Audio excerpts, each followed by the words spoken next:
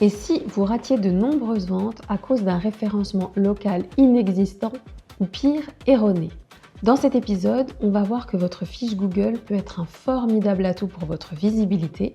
On va regarder ensemble comment l'optimiser pour obtenir des résultats de dingue pour votre commerce. Mais on va aussi voir que mal optimisée, cette même fiche Google peut vous faire perdre de nombreux clients, sans même que vous le sachiez. Restez bien jusqu'à la fin de l'épisode parce que justement, je vais vous dévoiler des dossiers de dingue qui m'ont rendue folle.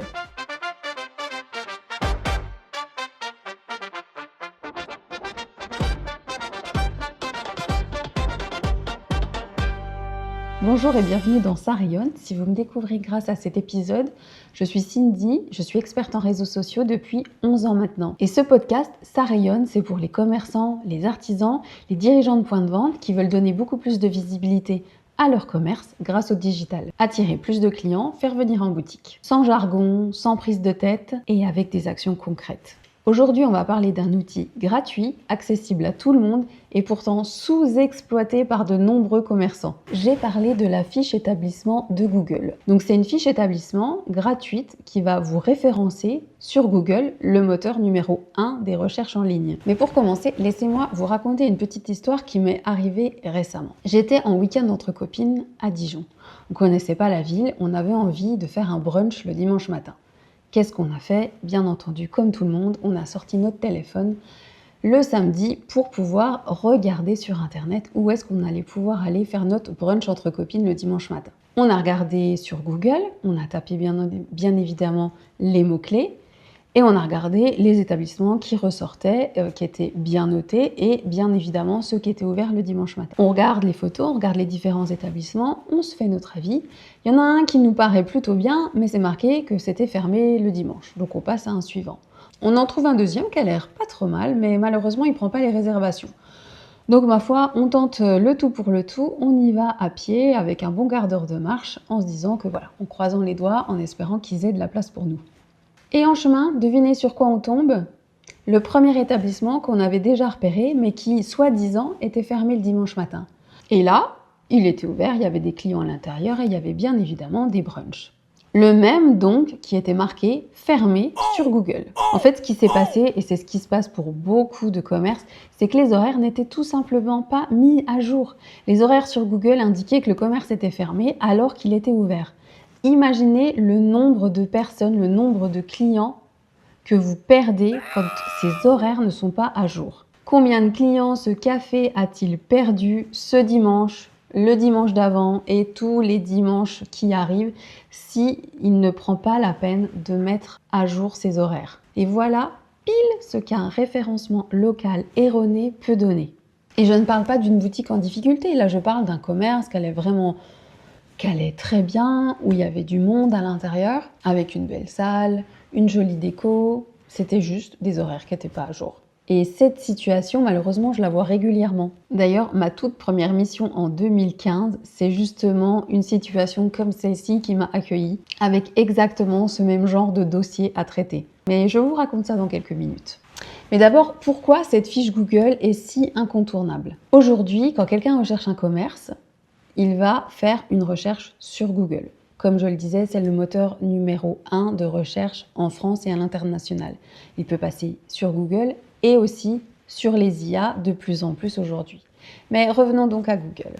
Aujourd'hui, vous recherchez un artisan, un coiffeur, un dentiste, un restaurant, peu importe, que ce soit dans votre ville, que ce soit dans une nouvelle ville si vous êtes en vacances ou si vous venez d'aménager, vous allez donc faire une recherche de mots-clés dans Google et voir les nombreuses adresses qui ressortent. Donc là, votre client, votre prospect, avant même de cliquer sur votre site internet, il va tomber sur cette fiche établissement et se faire un premier avis sur vous. Est-ce que les infos sont à jour? Est-ce que les avis clients donnent envie de venir dans votre commerce? Est-ce que les photos montrent que vous êtes actif? Est-ce que ça donne envie de travailler avec vous ou de venir acheter vos produits? C'est vraiment votre vitrine numérique gratuite, accessible 24 heures sur 24. Et cerise sur le gâteau, ces informations apparaissent également sur Google Maps. Donc quand quelqu'un fait une recherche fleuriste près de chez moi, votre fiche établissement peut remonter si bien sûr elle est bien renseignée. Alors comment on fait concrètement? ma méthode en 3 étapes. Allez, c'est parti, on y va. Étape numéro 1, revendiquer votre fiche établissement. Alors, le principe, il est simple, et pourtant, je vois encore beaucoup trop d'établissements qui n'ont pas revendiqué leur fiche. Comment vérifier? C'est simple, vous allez sur Google, vous tapez le nom de votre établissement et la ville, et vous regardez ce qui remonte. Si une fiche apparaît à droite de votre écran, c'est donc la vôtre, c'est celle de votre établissement. Maintenant, la question la plus importante, c'est est-ce que vous en avez la propriété? Est-ce que vous pouvez la piloter? Si ce n'est pas le cas, vous allez un petit peu en bas et c'est marqué « Revendiquer la fiche de l'établissement » ou « Êtes-vous le propriétaire de l'établissement » Vous cliquez dessus et vous allez faire les étapes de validation. Ça peut être un appel au numéro de téléphone indiqué, ça peut être l'envoi d'un courrier. Alors ça se faisait beaucoup avant, un petit peu moins maintenant. En fait, Google va chercher à prouver que vous êtes bien le propriétaire de l'adresse physique là où l'établissement est renseigné. Il va vérifier que vous êtes bien le gérant, donc par un code, par un appel, par un email, selon vraiment les cas. Ça va dépendre. Donc ça prend généralement vraiment quelques minutes, c'est assez rapide. Et maintenant, je vous parle du dossier que j'avais récupéré donc en 2015 et qui m'avait rendu un petit peu dingue. Je suis au tout début de mon activité, quand je me suis lancée en tant qu'indépendante. Et mon tout premier client, il voulait donc travailler sa présence sur les réseaux sociaux pour faire venir en boutique. Mais figurez-vous que sa fiche Google indiquait que son magasin était fermé le samedi après-midi. Alors, c'est bien beau de vouloir travailler sa visibilité sur les réseaux, de tout faire pour que les gens viennent en boutique, mais malheureusement, si après eux, ils contrôlent, ils se disent « Ok, super, je vais y aller, je vais regarder les horaires » et qu'ils voient que le samedi après-midi, c'est fermé, on se passe d'un trafic important du coup en boutique, c'est un petit peu dommage. Donc bien évidemment, nous avons tout fait pour récupérer la propriété de cette fiche. En fait, elle avait été créée par Google et les horaires étaient tout simplement incorrects. Alors pourquoi ce genre de cas peut arriver? Eh bien tout simplement, soit Google a récupéré des informations d'un annuaire, d'un site où déjà elles étaient erronées, ou alors c'est un client, ou malheureusement ça peut être aussi un concurrent, qui suggère des modifications et qui fait des fausses modifications. Il y a aussi là un intérêt à bien récupérer la propriété de cette fiche. C'est pour, dans un premier temps, mettre à jour, mais aussi contrôler et veiller, surveiller à l'information afin que des utilisateurs lambda ne modifient pas ces informations-là. Donc ce cas de figure, ça m'a sidérée parce que ça peut arriver vraiment à n'importe qui. Et au fil des années, à force de former les commerçants, je me suis rendu compte qu'il y en avait vraiment très peu qui reprenaient la propriété de cette fiche. Vous imaginez un commerce de détail qui indique qu'il est fermé le samedi après-midi, c'est vraiment catastrophique. Eh bien, on a récupéré cette fiche, on l'a mise à jour et mon client a vu tout simplement un avant et un après sur la fréquentation de son magasin. Donc, avant même de mettre des belles photos de votre commerce sur les réseaux sociaux, vraiment la première étape pour moi la plus importante, c'est votre présence sur Google, de bien la vérifier et de bien la mettre à jour. Étape numéro 2, on va personnaliser cette fiche établissement. Donc une fois que vous avez bien la propriété, on va vraiment rentrer dans le vif du sujet et donner envie aux personnes de venir dans votre commerce et surtout bien référencer votre commerce sur Google. On va passer en revue les points les plus importants. Premièrement, les horaires. Comme on l'a déjà vu. C'est vraiment la première information que les gens vont regarder. Est-ce qu'ils peuvent venir, oui ou non, dans votre établissement? Est-ce qu'il est ouvert là où ils en ont besoin? Vos horaires réguliers, c'est la base. S'ils ne changent pas, tant mieux pour vous. Vous aurez juste à faire un petit peu de surveillance s'il n'y a pas eu de modification. Mais ça, vous pouvez aussi activer des notifications et les recevoir directement par email si un client fait une proposition de modification.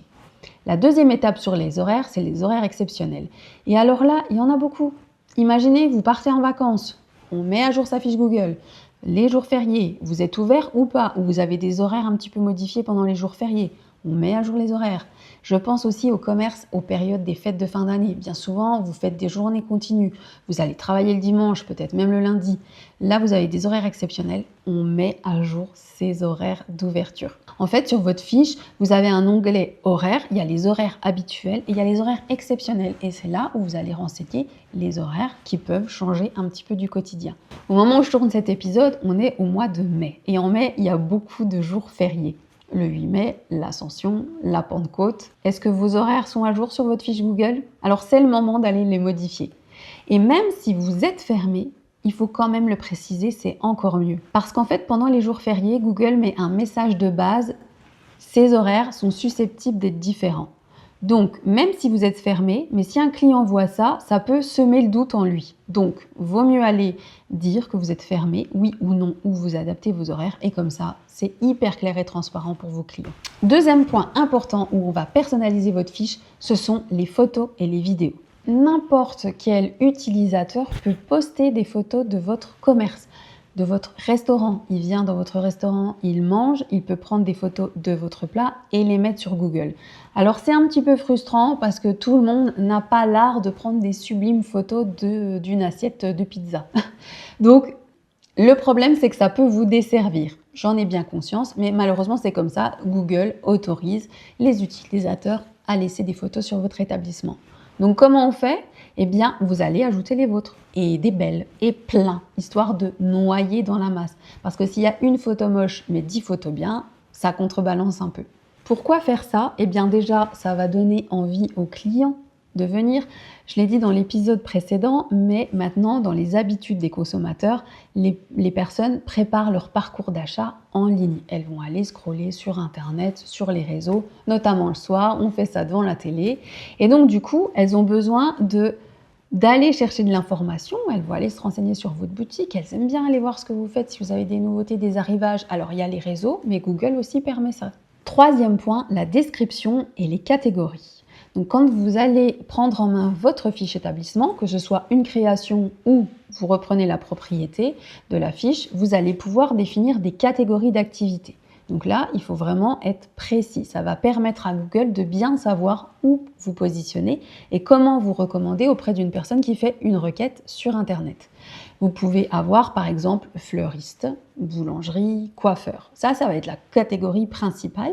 Il va vous proposer aussi des catégories secondaires. Alors on y va, on les utilise. Ça va permettre aussi d'avoir un plus large spectre de référencement de votre activité. Plus vous allez être précis sur votre activité, plus Google va pouvoir vous positionner sur les demandes des clients. C'est un détail qui compte vraiment pour votre référencement local. Vous allez aussi pouvoir remplir une description courte pour présenter votre activité. Là aussi, on va penser mots-clés et référencement et vous allez mettre les mots que pourrait taper votre client. Surtout, pas de jargon technique. Vous allez indiquer votre zone géographique, votre spécialité. On veut du concret, du simple et du clair. Quatrième point, les liens et les informations complémentaires. Là, c'est bien, vous allez pouvoir ajouter le lien vers votre site internet, vers vos réseaux sociaux. Et c'est comme ça que depuis votre fiche, vos clients vont pouvoir être redirigés vers votre plateforme sociale ou votre site internet et en savoir plus. Si vous êtes restaurateur, il y a vraiment une fonctionnalité au top, c'est la possibilité de mettre en ligne votre menu.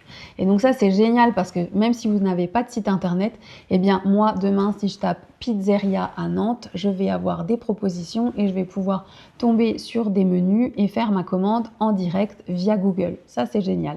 Donc c'est vraiment une bonne alternative si on n'a pas de site internet. Et il y a des personnes qui vont faire le choix de se dire j'ai pas de site mais j'ai tout sur mon Facebook. Sachez qu'il n'y a pas encore tout le monde qui a Facebook. Beaucoup de gens ont Facebook, mais pas tout le monde. Et on n'a pas forcément envie d'aller farfouiller dans les photos pour chercher votre menu. Donc le mieux, c'est d'utiliser cette fonctionnalité-là pour que ce soit clair, que les gens voient directement ce que vous proposez.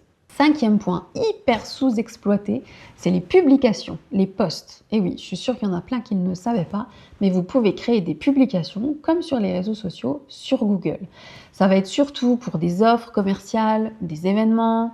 Vous pouvez mettre en ligne de l'information, un petit texte, et ça va permettre de nourrir encore plus de votre fiche, de la mettre à jour, de lui donner de l'actualité et ça Google il l'adore et ça va aussi permettre d'améliorer d'une manière générale la visibilité de votre fiche. Ça peut bien évidemment être une raison supplémentaire pour un client de pousser la porte de votre magasin.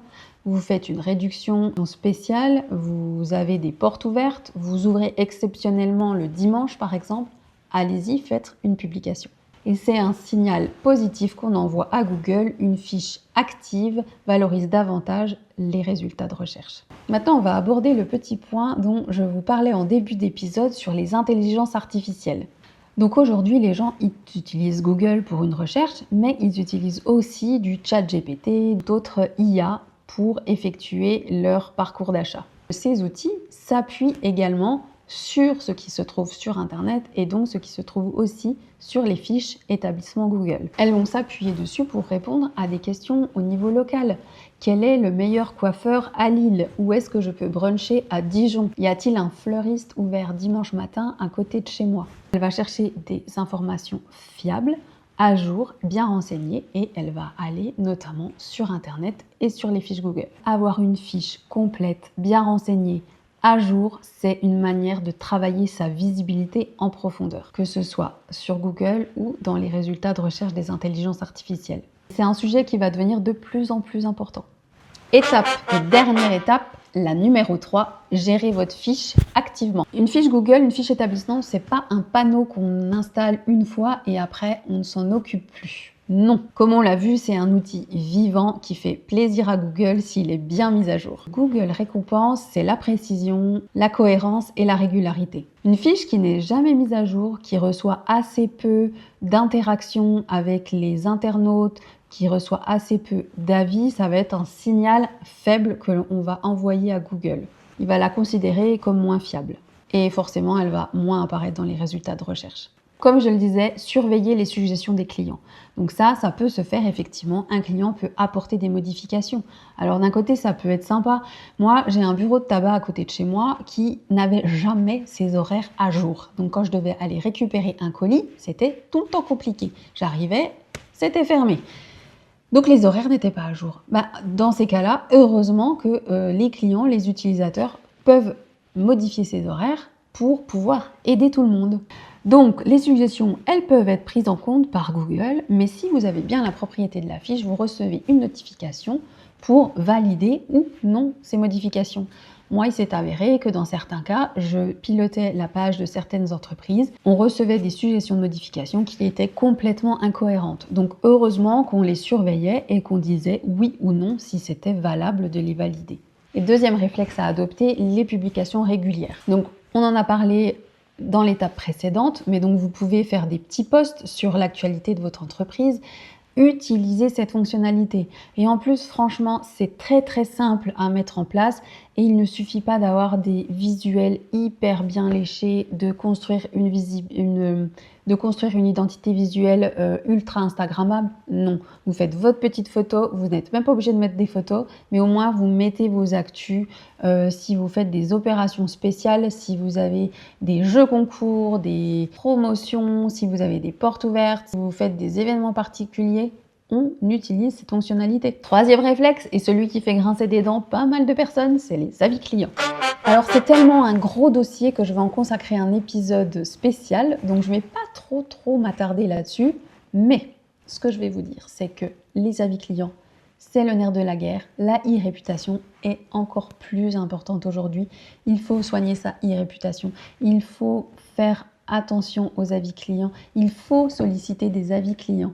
Donc quand vous savez qu'un client est ravi, vous venez de faire une vente, ça s'est bien passé, demandez-lui un avis, de laisser un avis. Donc là, il y a plein d'astuces. Vous pouvez lui demander oralement, bien entendu. Vous pouvez aussi lui donner une petite carte de visite avec le QR code. Vous pouvez avoir des petits écriteaux au niveau de la caisse avec le QR code. Vous pouvez faire une relance SMS, email par exemple. Il faut absolument solliciter les avis. Aujourd'hui, il y a certaines personnes, quand elles visitent un commerce, elles reçoivent des notifications pour les inciter à laisser des avis. C'est des notifications de la part de Google directement. Parce que Google, bien évidemment, il veut faire vivre son outil et il veut que les utilisateurs déposent des avis. Donc, il va être plutôt proactif en sollicitant les avis. Mais cette démarche-là, du coup, n'importe quel client la reçoit. Ça peut être aussi un client mécontent. Et donc, du coup, vous pouvez obtenir beaucoup d'avis négatifs avec cette fonctionnalité-là. Donc, il faut que vous soyez proactif dans la demande d'avis avec des clients avec qui ça s'est bien passé pour pouvoir avoir la meilleure note possible, car la note sur Google est très importante. Donc vraiment, c'est un gros morceau, les avis. Comment récolter, comment répondre aux avis positifs ou négatifs. Bon, ça, parenthèse, on répond à tous les avis si possible, surtout aux avis négatifs, mais on verra vraiment toutes les erreurs à éviter et toutes les bonnes pratiques dans un épisode spécial. Donc si ça vous intéresse, abonnez-vous à la chaîne, abonnez-vous au podcast pour pouvoir recevoir l'épisode. Alors, on récapitule ensemble. Étape 1, on revendique sa fiche Google, c'est le plus important, c'est la base. Étape 2, on la personnalise, on ajoute les horaires, on met les photos, on met une jolie description, on regarde si la catégorie elle est bien adaptée et on ajoute tous les liens vers nos plateformes sociales et notre site internet. Une fois que ça c'est fait, on passe à l'étape numéro 3, gérer notre page activement avec des publications régulières. 1 à 2 par mois, c'est déjà bien suffisant. On surveille les suggestions, on répond aux avis. C'est quand même un outil qui reste simple, qui est accessible et qui est gratuit et pourtant assez peu de personnes en prennent soin. Vous doutez de l'importance de la fiche Google? Et si je vous montrais quelques statistiques d'un de mes clients, peut-être que ça va vous convaincre définitivement. J'ai un de mes clients qui a un commerce de proximité dans une ville de 28 000 habitants. Eh bien, sur un mois, sa fiche Google lui a généré 7 900 vues, 475 appels reçus directement depuis Google, 339 demandes d'itinéraire pour venir jusqu'à lui et près de 1500 clics vers son site internet en un mois. Avec ce client, on a fait exactement ce que je viens de vous expliquer dans cet épisode. Juste une fiche bien renseignée, à jour, bien travaillée régulièrement. Alors concrètement, on fait quoi? Eh bien déjà, les avis clients, c'est la base. Je les regarde systématiquement et on y répond. Ensuite, on a mis en place des stratégies pour récolter plus d'avis clients. Ensuite, je mets très souvent à jour des nouvelles photos de tous les produits qui sont commercialisés à l'intérieur du magasin. J'ai fait plusieurs catégories de produits où je mets en avant les marques qui sont vendues au sein de la boutique. Je fais assez régulièrement des petites publications. Et enfin, je mets à jour les horaires au moindre changement éventuel. Si vous voulez aller plus loin, passez à l'action. Si vous avez envie de poser les bases d'une vraie stratégie locale, de présence locale et digitale, alors allez vite télécharger le guide gratuit que j'ai conçu. Il est accessible dans les notes de l'épisode. Un guide 5 actions rapides pour construire une bonne visibilité locale en ligne. Si cet épisode vous a plu, si vous a été utile, abonnez-vous au podcast ou aussi vous pouvez le partager à un commerçant qui en aurait grand besoin. Si vous m'écoutez via les plateformes type Apple Podcast ou Spotify, sachez que l'épisode est totalement accessible sur YouTube en vidéo.